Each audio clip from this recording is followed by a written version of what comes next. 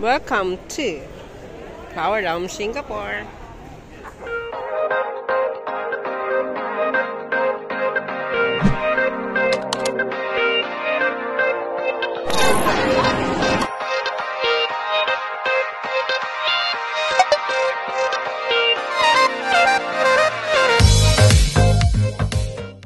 Hello guys! Welcome back to my channel. Mga bugso ng dilaw, pula at kayumanggi ang naghihintay sa Sunflower Surprise, ang pinakabagong floral display sa Flower Dome ng Gardens by the Bay. Inihanda sa pakikipagtulungan ng High Commission of India sa Singapore. Ang Sunflower Surprise ay gaganapin mula October 22 hanggang November 16, 2025 at ginugunita ang ika-60 taon ng diplomatikong ugnayan sa pagitan ng Singapore at India. Tara, maglibot at maglakad-lakad sa gitna ng mga taniman ng sunflowers sa loob ng Flower Dome. Bagamat maaari mong isipin na ang sunflower ay makikita lamang sa karaniwang dilaw, sa display ng Gardens by the Bay, matutuklasan mo rin ang mga sunflowers na may kulay pula at kayumanggi. Kasama na rin sa mga sunflowers sa Sunflower Surprise ang mga matatayog na uri na umaabot sa taas na 1.8 metro. Nagdaragdag ng ganda at kulay sa mga sunflowers ang mga maliwanag at masiglang marigolds. Maaari mong hangaan ang masalimuot na lattice work o disenyo ng rehas kasabay ng napakagandang simetriya ng Amer stepwell. Ito ay nagsilbing imbakan ng tubig ulan at nagbigay ng inuming tubig tuwing panahon ng tagtuyot. Isa pang tampok sa flower display ng Sunrise Surprise ay ang nakakakuha ng atensyon na arkitektura ng Patrica Gate. Mayroon ding iba pang mga cultural na elemento na nakadisplay sa Sunrise Surprise tulad ng block printing, paglilimbag gamit ang bloke, at pati na rin ng isang puppet theater or teatro ng puppet o puppet. Nagbibigay ang mga ito ng sulyap sa mayayamang kultura na nagpahirang sa Jaipur bilang isang UNESCO World Heritage City.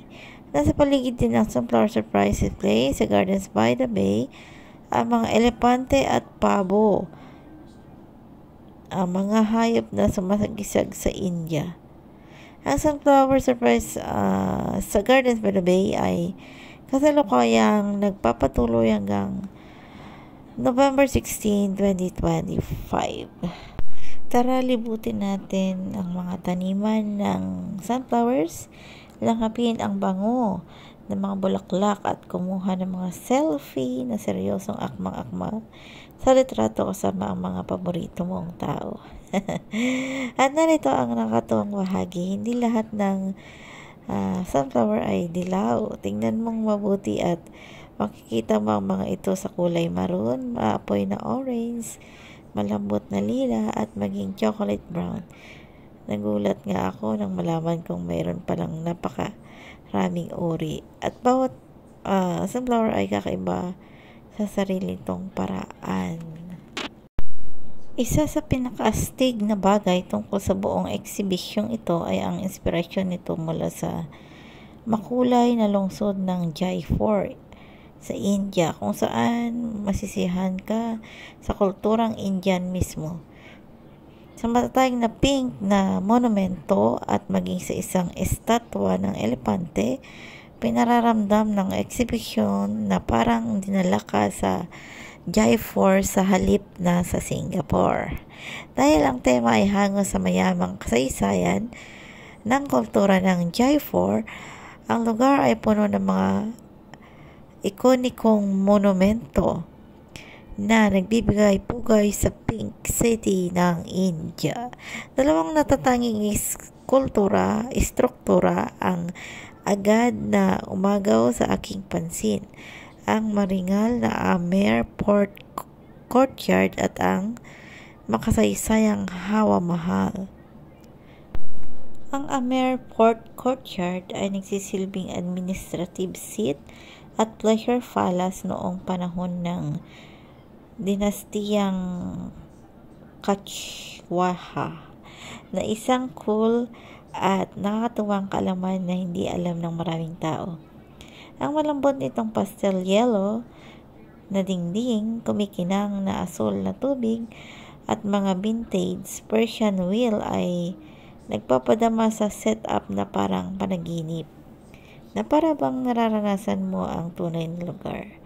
Tapos nariyan ang Hawa Mahal na buong pagmamalaking nakatayo sa taas ng 5 metro at lapad na 10 metro.